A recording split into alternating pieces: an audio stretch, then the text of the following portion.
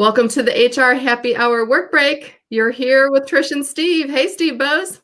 Hey, Trish McFarlane. Happy Wednesday, midweek. You know what? I asked my kids today. I literally thought it was Tuesday. So I missed the whole day somehow. How did that happen? It's been a super long week for whatever reason. I guess in a good way, but yeah. Today felt like Wednesday all the way through, like from beginning to end to me. I've been so busy. But I actually kind of took a sort of a break while working. I don't know if you ever do that. So I cheated a little right now. I did it a little bit on the work break. So I watched a movie today. My daughter really loves, and I love him too, Timothée Chalamet. Is that how you say his name? Sure. Call Me by Your Name. And, right.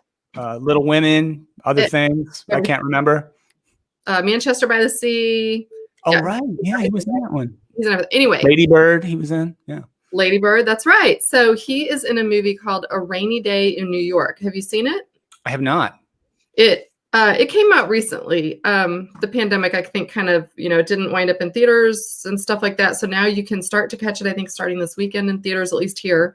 And but you can also get it, of course, online. So we rented it, and it's a Woody Allen film. So if you like that style of directing, it's really good. But it's him and like Elle Fanning, Jude Law, Liv Schreiber, Selena Gomez. It's a ton of people Okay. And I like that. It's just a really cute movie about New York City and romance and whatever. And but it got me thinking. I'm all about. It's right up my alley. Yes. Yeah. New York City romance. Yeah. No, it got me thinking about the fact that we're not traveling. And also I think the movie combined with the fact that Facebook likes to bring up memories. And a year ago, I was in London with my sister for the Cornerstone EMEA event. And so I'm kind of missing traveling. But one thing I always like to do, at least for a couple hours when I travel anywhere, is to find a museum, go visit, even if I have to like breeze through in an hour or two. Yeah. So I was kind of missing like British Museum, Tate Modern in London. Of course, the New York City's Metropolitan Museum of Art. Yeah. And so I started looking before the show, and I thought, I wonder if they all have virtual tours, and they do. Yeah, a lot of them do. I knew that for sure. And the Google Arts and Culture app too, you can put on your phone, is another great app for that kind of stuff. It's a really cool app. But yeah, so did you do a virtual tour of a museum? Well, I started one because I really love the British Museum, so I did start going through theirs. I love it. It makes me miss it more. But anyway, so for anyone who hasn't done it, I think it's just a good way to take a break, pick a museum, whether you've been there before or not. Obviously, museums always offer new things. Also, I looked at, I didn't look at many more, but Musée d'Orsay in Paris. That one, which is very good, has a nice virtual tour. I kind of clicked around on that one too. So anyway, that's my thought for the day is I'm missing travel immensely. And I think I'm going to spend a couple minutes each day kind of thinking about just art. And I think that's also, you can get inspiration from that. Yeah, you can. Writing. I'm a big museum person. I'm, not kidding at all. I love museums, and I've done a lot of that. Sometimes we've been at the same place at the same time and done a little of that. Other times at different times. And the last time I was in Amsterdam, I recall like I had a half a day free, or maybe even a day free, and kind of did this back to back with God, I probably get the name of the museum wrong. So I'll just say it's the museum in Amsterdam that has all the big Rembrandts in it and the most famous ones, the best ones. I think it's called the Rijksmuseum, I want to say. So I did that, and then like in the morning, and then hit up the afternoon with the Heineken factory brewery tour deal. Right, for some fun. So it was a good back-to-back cultural experience in Amsterdam. Highly recommended if you have about 4 or 5 hours free in Amsterdam. Rijksmuseum in the morning, hit the Heineken factory in the afternoon. It's a super day all around. I wonder if places like the Heineken factory or even Anheuser-Busch here in St. Louis, I wonder if they have virtual tours. It's a good question. I think a big component, though, of the real tour is that payoff at the end, right, when you go to the tasting room. So, but wondering you could get some. You could buy some for yourself and replicate that experience in your home. I think you could. I think that might be fun, actually. All right, let's look into that. Take a note. We're far enough into the pandemic. I feel like I'm having to get creative, especially going into winter. There's not going to be as much to do. So maybe that is something, different breweries or different wineries. Order a bottle of wine, buy some beer, whatever, and then, take the little virtual tour and do your tasting and everything else. I think I like it. Let's check into that. So Tricia, I have a quick thing you know me, you have known me a while. I'm a labor market data person. You And are. we talked a few days ago about the unemployment report, the jobs report, as it's mostly known, Right. which comes out every month on the first Friday of every month. But there's another Bureau of Labor Statistics report, Trish, that I like even better, and I think is more important and more interesting, which is the JOLTS report. The Job Openings and Labor Turnover Summary also comes out in every month. It's on a 1 month lag. But why this report is interesting, because it tells us total number of job openings in the United States, as well as the total number of unemployed persons, quits, firings, hirings, et cetera. It's basically on the vibrancy of the job market. And Trish, I was digging into this today and then looking back at some of the data again on the wonderful, Trish, your own St. Louis Federal Reserve Bank has the best website in the world for economic data. So shout out to St. Louis Fed. Trish, do you know how much job openings actually, we know how many people got unemployed, right, as a result of the pandemic, right? Mm-hmm. Unemployment shot up to like from just a couple of million people, a few million people, like 23 million people. Mm-hmm. Do you know what happened to job openings sort of at the beginning of the pandemic into now? It's really fascinating. From the beginning of the pandemic till now. Yeah.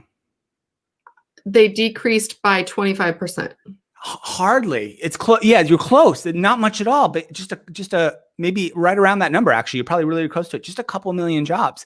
Job openings didn't dramatically decline with kind of the response to COVID. So, and it could be a lag, right? It could be these job openings might have been out there and nobody really intended on filling them, right, or anytime soon due to COVID, but they still existed and they're actually starting to come back now. So, in the most recent, the most recent report, we have 6.4 million job openings in the United States. That's of September.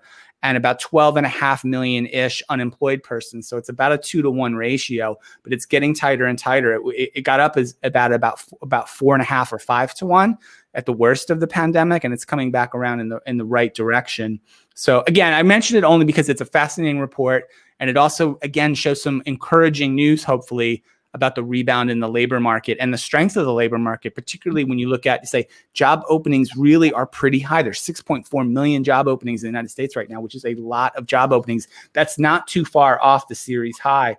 The series high for that opening series, Trish, is only 7.5 million in January of 2019. That's the high point for that data series. So it's only come off a little over 1 million off that. I know, super geeky. I'm sorry to bore the audience who doesn't care about this, but I love it. So check out the JOLTS report. Thanks to our friends at the BLS doing good work there. Really interesting. And I think it does show that, yes, whenever any kind of really horrific event happens, there people do panic and we don't necessarily know what's going on. This one's lasted obviously a little longer than we would hope, but I've even seen that just with, when you're talking to friends and relatives, people are starting to do shopping. They're starting to, spend a little more, maybe, because I think we're getting used to the situation we're in. We're in it for the long haul. So yes, work still needs to be done. Businesses are trying to do all they can to continue hiring or at least bring back the workers they had. I mean, I think that's the intent anyway. So yeah. Right. And encouraging news around the vaccine, which we talked about, I guess, yesterday. Yes. And there should be more news on the other vaccine from Moderna either tomorrow or maybe Friday. I heard today that we're going to learn about the efficacy of their last phase of clinical trials. And the expectations are pretty high that we might not only have one potential vaccine that's viable for the early part of next year, we may have two. So I think that's some of it. And then, I know the stock market's not the economy and it's not the jobs market, but like the stock market keeps hitting like record highs, like, or intraday highs, like periodically. So anyway, that's labor market today. You can listen to that on my other podcast. Yeah, right. No, okay, so I have one last question, sort of related to that. I know that the other thing you're pretty geeky about is the Pantone Color of the Year. I mean, that's just around the corner. I'm very enthusiastic for its release every year. Refresh everyone on what this current color of the year is. Oh, you're testing me hard. It's a blue, I think. I can't remember the exact name. I can't remember the name either, but it's blue. Anyway. I could Google it in a second, but I'm going to put you on the spot. You always put me on the spot with questions. What is your prediction? Because this is going to come out in December, right? I think it's December, early January. Yeah, usually announced in December. That is correct. December. Pantone will come out with their color of the year for 2021. And for next year. The year before it was kind of a rose color. Yeah, gosh, you're Rosy I color. could Google it in a second if no one wants to watch a video show of me Googling things, so I won't do it right now. But I feel like it kind of helps set the tone for the year. You can Yeah. use the color of the year as an indicator. So what is your prediction for the color of the year? You don't have to obviously name the exact shade. yeah, right. That'd be tough. What color do you think they are going to choose? I feel like it's going to be an optimistic color because they're going to be thinking about, things getting back to better, vaccines, et cetera, hopefully getting past the horrors of 2020. But there's always like a narrative around it. I'm going to go with something pretty bright, almost like a sunflowery yellow, something in that range. That's where I would go right now if I had to guess. Predict green. So we won't know for a while. I'm going to predict it's a shade of green. Again, growth, money, optimism. I like it. Green means go, but I'm with you. I think a brighter yellow could also be in the running. So we'll have to see if we're because the past few years it's been even shades of purple, wine colors. It's been muted. There was a rose, like a light rose, rose gold kind of shade. I remember, or rosy color recently. Yeah. All right, so that's it. Can I do one more shout out real quick before we go? Really quickly. I spent a few hours today with the good folks at Beamery. They did an analyst thing today, and I know we split up the analyst events, so we don't always have to attend all of them together. So you weren't on this one today, but I did. It was really interesting. Shout out to our friend Kyle Lagunas and company over there for a great job, and they did send a little swag box. I'm not going to do openings every time I get something in the mail, but in the Beamery swag box, Trish, you got some barbecue sauce there? Barbecue sauce was included. This is from Terry Black's Barbecue in Texas. I've never been to Terry Black's, but it's well known, pretty famous barbecue joint. 2 bottles of this was in the box. So thanks to them. Thanks for a great day. We learned a lot about Beamery, and now I have barbecue sauce to eat. Can you do me a favor, because I wish I would have attended. I don't really know much about Beamery. Can you just give the quick rundown on kind of what their product is? Yeah, it's they don't maybe want it described exactly this way, but at its core, it's a candidate relationship management system. Okay. But it does a lot more. They really have some ambitious plans to build out what they're calling kind of a talent operating system, and really be lots of other systems can plug into it really, really easily. And they want to create this big platform where, you can get more richer insights about candidates, even about employees, about the skills that they have. It was really heavy.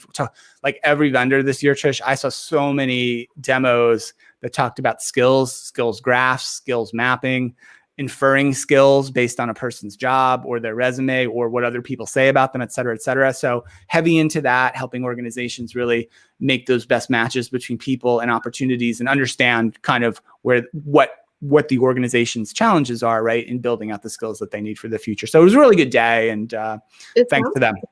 No, that's good. And thank you. Because I like I said, I have a very vague understanding of kind of what they do. So that's good. You'll have to fill me in offline. I will. I think too, it's interesting because you're right. Everybody's talking about skills. Even we've talked about skills. It's obviously very important. The one thing that I will say, I wish I would see solution providers spending more time on, and maybe this is kind of my wish list prediction for next year or two, is the relationship between skills and skill building and upskilling and reskilling and all the different terminology for it, and aversion to risk. So for example, if you could build skills all day long in me, but if I cannot make that mental switch that I can completely switch careers, or I can completely switch paths, because we're kind of raised up to go up the ladder, right, in an organization. So I don't know. I think if an organization could do a solution that would somehow map both your aversion to risk